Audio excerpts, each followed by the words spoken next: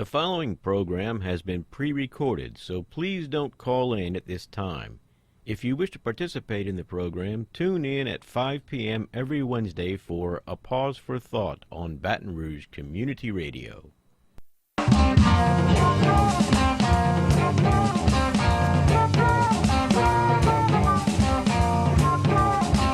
Good evening, fellow humans. This is Wayne Parker with A Pause for Thought here on Baton Rouge Community Radio, 96.9 FM here in Baton Rouge. This is a live call-in show, so if you'd like to call in and share your thoughts, ask your questions for the topic of the evening, call in at 343-9927, 343-9927. And our topic for tonight is the Capital Area CASA, court-appointed special advocates. Yes. Right? And Nicole McAllister is here to talk about that. And you've already heard her. Good to have you on. Thank you for having me. Okay, CASA, you guys are having your annual fundraiser right now. Actually, it's going on, right? We are kicking it off July 22nd through August 13th. The Grand Victorian Playhouse will be on display at the Mall of Louisiana between Williams-Sonoma and Pottery Barn. And so tickets can be purchased there for the raffle. It's $5, or they can be purchased online at casabr.org. Okay, this is, I want to talk more about the Playhouse later, but right now, let's talk about what CASA is, okay? And Sure. as I said, it's court-appointed special advocates for whom? For abused and neglected children who are living in foster care, we help through the efforts of our volunteers to help them reach safe, permanent homes. Okay, and how do you do that? I mean, do you have a paid staff, I guess? We do. We have 10 employees. 4 are advocate supervisors. We have a program manager who oversees our advocate supervisors. We have an executive director, an office manager, a training coordinator, myself, I'm the recruitment coordinator, and a receptionist. Okay. Well, who does all the work then? Who does the actual getting with the kids, or do you get with the kids? Once a CASA volunteer is trained and assigned to a CASA child, they are also assigned to a advocate supervisor. So our advocate supervisors, along with our CASA volunteers, work with our CASA kids. Okay, and you work to get them into a suitable home, you said, but what does that involve? I mean, how do kids get into this situation in the first place, and how does a CASA volunteer help? Sure. So the way in which kids come into care is typically there is some sort of there's a hotline through Department of Children and Family Services, and that a concerned individual will place a call suspecting abuse or neglect. Department of Children and Family Services will go and investigate that claim. If it is proven factual, it goes before the juvenile court judge, and they also make a determination. And at that point, the juvenile court judge assigns CASA the case.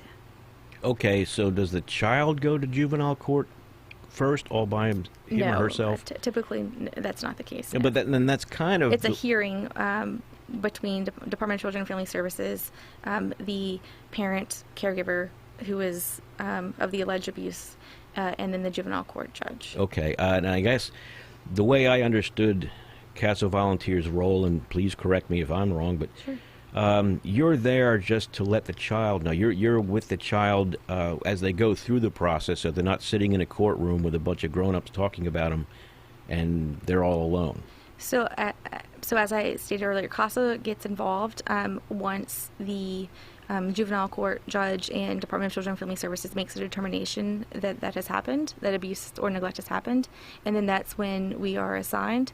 And then at that point, our staff, our program manager, will assign a CASA volunteer to that case. Okay, and at that point, the child, though, has been removed from the dangerous... Correct, and placed in Okay, so the CASA volunteer isn't at risk of getting beaten up by the parents going to the house or anything? Correct. We do not get involved until after that determination is made. Okay, and then you go and establish a relationship with the child, basically, right? Yes, and so our advocate supervisors will meet with our CASA volunteer, present the case. It's upon the volunteer if they would like to accept the case or not. When they do, then an initial meeting is set up between the advocate supervisor and the CASA volunteer and the child. And then from there, the CASA volunteer will continue along with the relationship with their CASA child. Okay. And again, we're talking with Nicole McAllister with the court-appointed Special Advocates for Children here in Baton Rouge. It's a national organization, right? But the Baton Rouge chapter is at www.casabr.org, right? Yes, it is a national organization. We, as Capital Area CASA Association, we serve East Baton Rouge Parish only. Okay, and being a charity or a charitable organization or a nonprofit, you function on donations and you have a lot of volunteers, just like WHYR, really. Yes. But we won't compete with you for donations, you know. But anyway, because we have vast amounts of supporters. Well, I'm sure you do too, right? You have plenty of volunteers, correct? I mean, We do. So as of right now, the end of June, we have 130 active CASA volunteers. And so however, we always need more. We recruit year-round for CASA volunteers. I gave you that lead to pitch for more, and sorry, but then you go.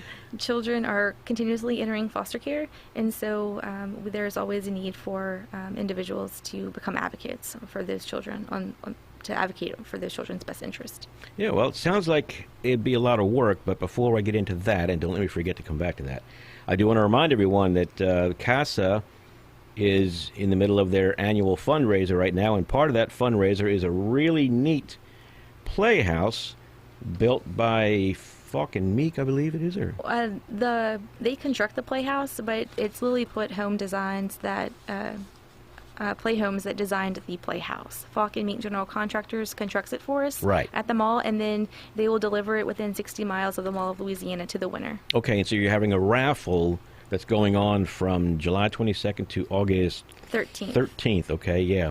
$5 a ticket. $5 a ticket. Where do you get them? You get them either go out to the Mall of Louisiana and see this awesome playhouse, right? Yes, I will. Yes, you can purchase tickets between July 22nd and August 13th. At the mall, there's a table near the playhouse, or you can purchase them online at casabr.org. Okay, that's cool. I'll get back to the job of a volunteer. Well, first, what does it take? What kind of commitment does it take to become a volunteer CASA advocate? Sure. So the first step to become a CASA volunteer is to attend an orientation at our office. We have 3 upcoming. We hold them on a weekly basis. The dates and times, of course, rotate. We try to accommodate everyone's schedule, but then the next few upcoming ones are Wednesday, July 26th at noon, Monday, July 31st at 3, and Saturday, August 5th at 10 a.m. The Saturday ones are usually the more popular ones. I could probably make a 3 o'clock one. What day is that?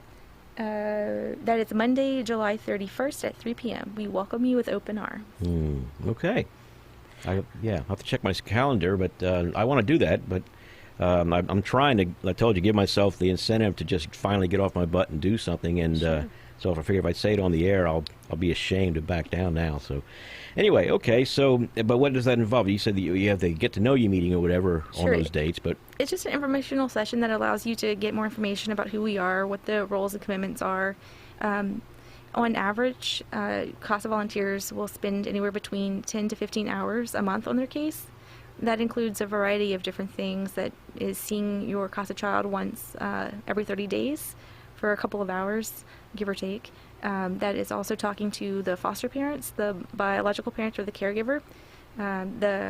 Of course, talking to the child as well. Yes. And the CASA Volunteers Advocate Supervisor, and also drawing up your monthly report.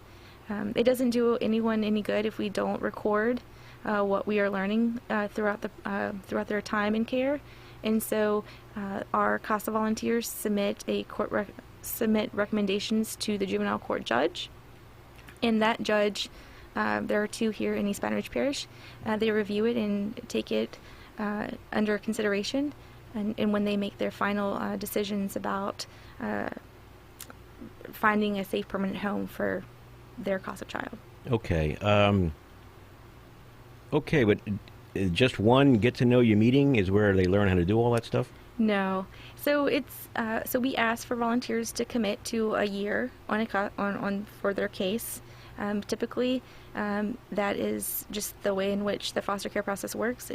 We have to give time for all parties to take corrective action, and so our CASA volunteers will meet on a monthly basis with their CASA child every 30 days, and from there, and also speak with the interested or the active parties with that CASA child. And then from there, they collect the information and they submit their monthly reports to their advocate supervisor. Okay, but they don't need any training?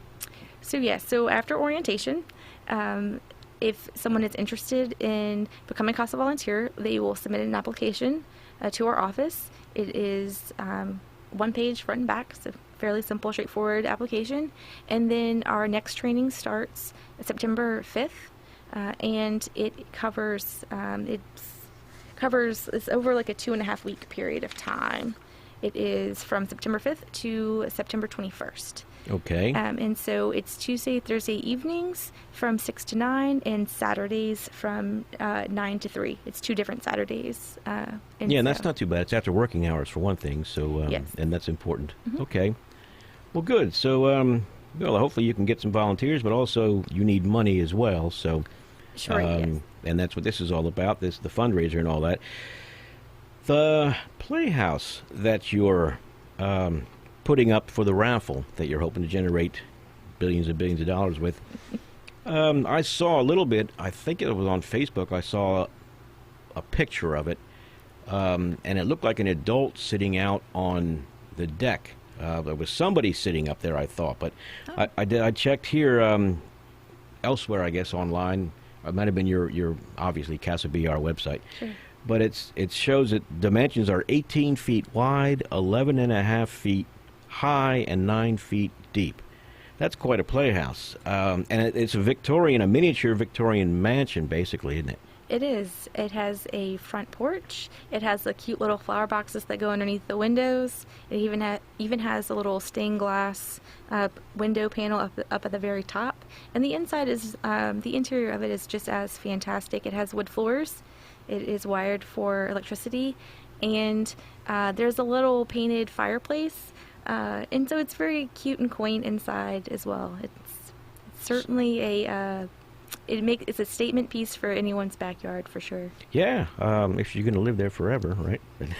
Anyway, but yeah, that sounds awesome. I mean, I'm sure kids would love to play in something like that. Yes. I'd be all about making additions to it and whatnot if I were a kid again. But anyway, yeah, that sounds really great. That's quite a playhouse, really. And this is going to be at the Mall of Louisiana from July 22nd to August 13th, right? Yes. People can buy tickets to get it through the raffle for $5. $5 raffle tickets. At casaber.org, or go out there and take a look at the house. Yeah, if you're at the mall, stop by. So there'll be a CASA rep there, probably, or so yes. So outside of having CASA volunteers, we have a fantastic volunteer base that helps us man our table, our raffle table, and so there will always be someone out there manning our table during mall hours. Okay. Now, did you say that? Well, just to make sure, you did say it was going to be 32 hours of training spread out over a few weeks. Correct. So our September 5th is the start date for our next training,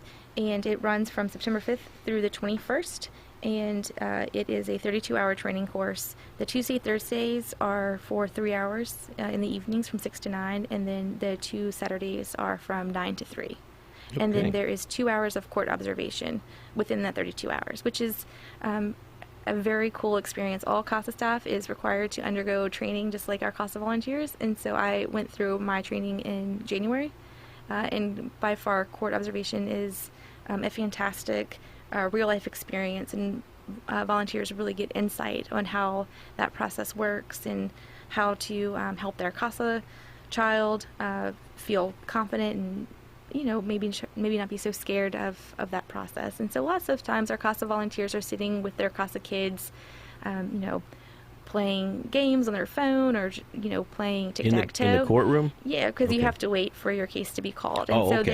there is some time to wait. But it's also a great time for our CASA volunteers to bond with their CASA children, and that happens quite frequently. And it's not, they bond with them by meeting with them, not just in the courtroom, but also Correct, going to outside. their foster home and just being a human being who cares about them at that point in their life, right? So our CASA volunteers are fantastic. They will take our CASA kids out on different activities, go to the park. A very popular request is either McDonald's or Chick-fil-A. And so it's very just simple things that people do every day, but it means a lot to our kids. It's time that they get, that they're center focus, that they can talk about everything, nothing, just hang out, just to be a kid. And that is the time in which our CASA volunteers, if the child doesn't want to talk about anything that is revolving or involving their situation, then that's usually the time that it happens. What if they start asking things,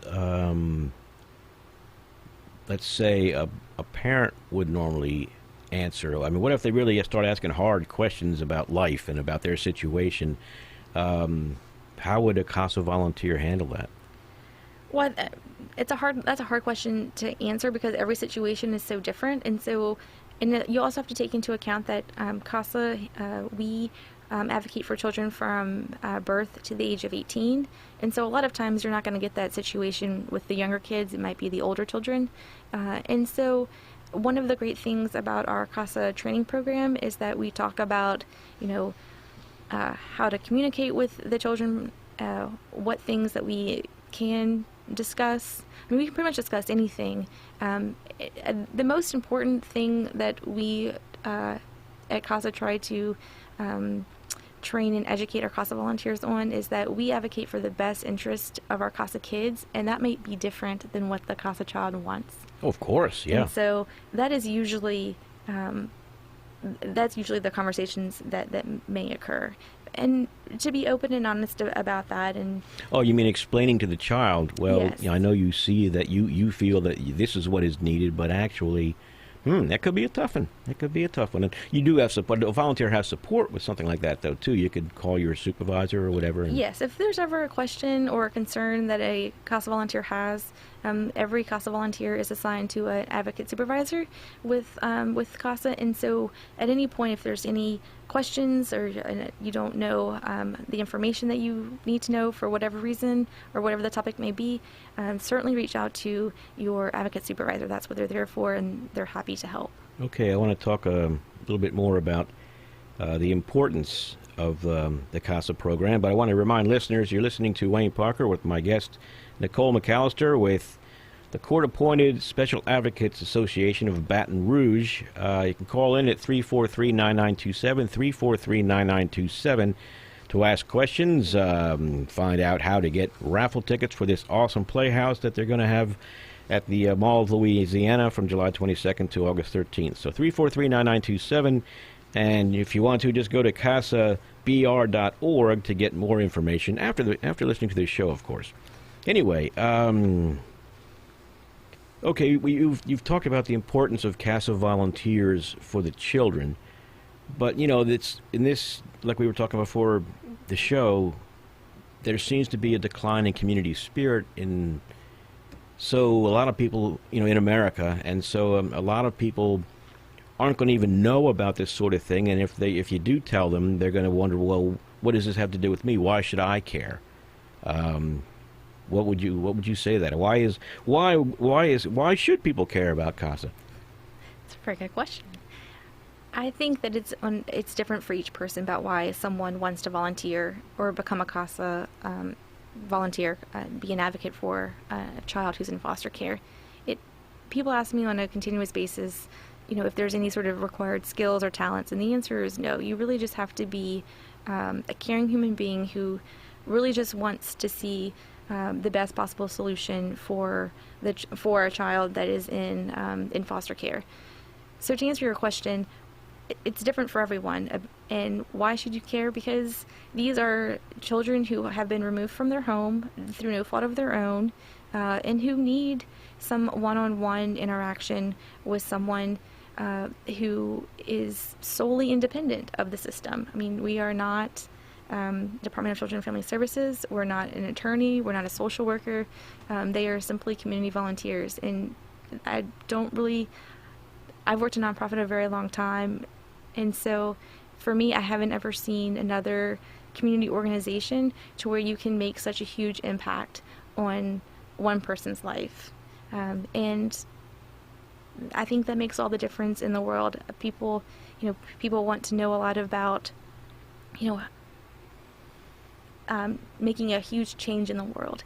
I think you have to start with just one person, and then it becomes a more feasible idea about having to making such a great impact. Some of our CASA volunteers have served over several years and have worked on several cases with several different children, and that is a great thing, but they do it one child at a time. Okay, but what I was getting at was, is there a benefit to the larger community to having an organization like CASA having enough volunteers and money to do what they do? And I guess the flip side of that is, would there be a negative impact to society if these kids aren't provided with these advocates? Sure. So our mission is for the timely placement of children for a safe, permanent home outside the foster care system. The biggest impact would be the state is, if you're looking at dollars and cents, I mean, we as taxpayers pay for that. So the quicker and more efficiently that we are able to place our children in safe, permanent homes, that does save taxpayers dollars. So if you're looking at it from that perspective, a lot of people will. Yes, and so that is certainly a positive. In CASA, since we're using volunteers, that it's no cost to anyone outside of our fundraising efforts, of course, and so it's not a government agency, and we're not a private business, and so a lot of people, I guess, have a fond appreciation for community activism in that sense. Yeah, it just occurred to me, one PR idea, and you probably already thought of this since this is what you do, but what about testimonials from some of the advocates saying that how it enriched their lives? Yes, so we just were able to have our volunteer, Chester Burnett. He is a lovely CASA. He was kind enough to do an interview for the Weekly Press and talk about what motivated him to become a CASA volunteer. He gives a little detail about his case and talks about the need for having more male volunteers. Only 20% of our CASA volunteers are male, and of course we have children who are both male and female coming into care of all ages, and so is it generally better to pair female advocates with female kids and vice, and male with male, or does it just depend? It just depends. I mean, typically that is the way in which it does work, but we also have to look at our volunteer pool, and sometimes we don't have the volunteers to do that. Right. And so we had a young lady. She had two teenage CASA kids. They were male, and she did perfectly fine with them. So. Okay, well, why are you hurting so badly for men? I mean, you said only 20% of your volunteers are male. What's up with that? That's a really good question. It's across the board, to be honest, with many CASA programs across the nation. We're not the only one that struggles with that. Typically when I'm out in the community talking to people, especially men, they tell me, and this is just out in the community, they just tell me that they're busy, they don't have time. So I'm not really sure. I can tell you that the male volunteers that we have do a fantastic job, and they provide a valuable service to especially to our young male CASA kids. Some of our kids don't have a male figure in their life, and so that's even more important to have a consistent male presence. Mm-hmm. And so male volunteers are certainly a essential part of our volunteer pool. Okay, well, I'll try to add to that number. Please do. I'll give you my contact information after the show so that you can harangue me every now and then, or just send me a reminder, that kind of thing. But Sure. 'cause, all I need is a little bit of a push and get off my lazy behind and get out there and do it. Yeah. Because I do believe, making a connection with another human being and being able to help them feels good. Yes. And I know it will enrich me. Anytime you get involved personally with another human being, not necessarily in any great way, but, involved way, but you learn something. And, it's great to feel as though you're helping somebody else's life. So Certainly. I would recommend anybody who might even consider being interested in this sort of thing to go ahead and make the commitment, as I'm trying to do. Anyway, you're listening to A Pause for Thought here on Baton Rouge Community Radio. This is Wayne Parker, and I'm talking with Nicole McAllister with the Court-Appointed Special Advocates for Children, and they are having you're in the middle of your fundraiser now, and as I mentioned before, and I've told you I want to mention many times, they're doing having a raffle right now for a really awesome Victorian-style house. Yes. Playhouse, though. Mm-hmm. It's only 18 feet wide, 11 and a half feet high, and 9 feet deep, with a furnished interior and electricity, but no central heat and air, I guess, huh? No, But, it's wired for electricity. Yeah. Oh, yeah. You can put a window unit in, yeah. You could. Okay. So, but the tickets are $5 each, and they can get them either at the Mall of Louisiana, where the Playhouse will be during those days, July 22nd, August 13th, or go to casabr.org and get them. Yes. Okay, cool. All right. Well, we got a little bit more time here. So, what would a person do if who wanted to get involved, but can't commit to becoming a CASA? What else can they do? Sure. So one of the easiest, simple ways to help CASA is to spread awareness. We are on social media. We are on Facebook. We are on Instagram and Twitter. We post all the time, almost daily, to help try to spread awareness. So a simple liking or retweet or repost or whatever, sharing our post, all of that helps. That makes a difference, and it helps to educate your group of people, your friends, your family, and then that can spread and spread and spread. And so that is a simple way that people can help CASA if they don't have time to come into our office and help. I mean, we always are having, we have events, and so we always could use help with events and things of that nature as well. Okay. I mentioned to you before we went on the air about, I wondered to you why, we couldn't get some local news station to follow a child through the process and show how valuable the human contact is for them. And you explained to me that that's not really very easy to do because kids don't necessarily want to be paraded, in public like that and all. But what about writing stories and stuff like that and putting them on Facebook and everything else? I mean, people love to share inspiring stories, on Facebook. So maybe you can have somebody write up some little summaries of how this child was helped, and that kind of thing. Put a human face on it, so to speak. Sure, certainly we do. Another volunteer that was recently highlighted for his efforts is Isaac Patterson. He was featured in the Advocates Faith Matters column. It's the Baton Rouge Advocate. Yes, right? the Baton Rouge Advocate, and he spoke about how he. What his motivation was to become a CASA volunteer, and he spoke a little bit about his case. And so we find that we get a lot of positive feedback and a lot of inquiries when the stories are portrayed through the volunteer eyes, because those are the people who are coming to help our children in our community. So. Right, and they're the ones experiencing the pleasures and joys of making a human connection. Yes. And children are wonderful. I mean, I love being around kids and sharing ideas and talking about stuff because, they're fresh. They have a whole different perspective on the world, and it's wonderful. Even if they're in a troubled situation like, the advocates would be dealing with, still, I think it would be very rewarding and human experience to do that. I mean, regardless of what our children have experienced, they are still children, and so they want the same things that any other child wants, and that's just the daily joys of being a kid and being able to play or run or, just have someone to go and talk to if their day is particularly difficult. And that would be something that the advocate would do also, spend time with them and Correct. play and do Yes. things like, okay. Yeah. Okay, good. Yeah, so, I mean, and they'll learn all that during the training, which is spread out over a couple of weeks, I guess, 32 hours of training. Let's see, 8 on 9 to 3, that's 6 hours. 6 hours. Yeah. So, yeah, a couple of weeks. Yeah, Spread out over a couple of weeks, yeah. The fall is September 5th through the 21st. Okay.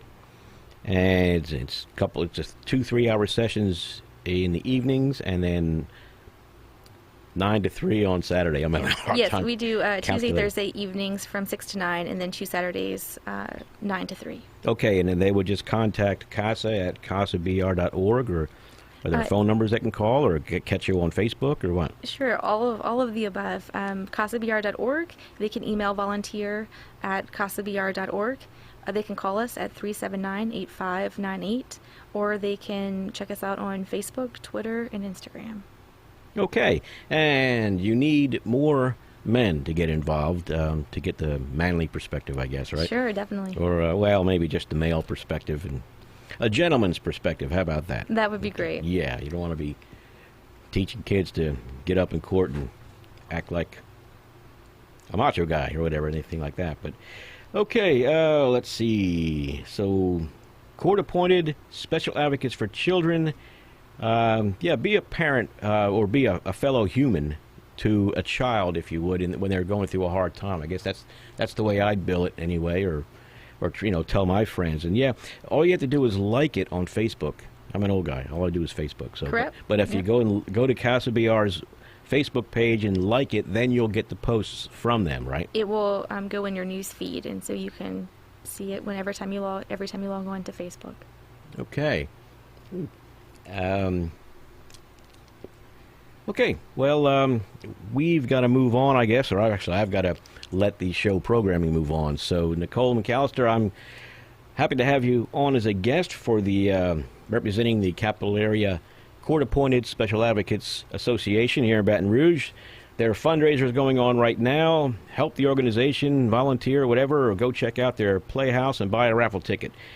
From July 22nd to August 13th at the Mall of Louisiana. Nicole, thank you for being here. Thank you for having us. We got to go. Talk to you later.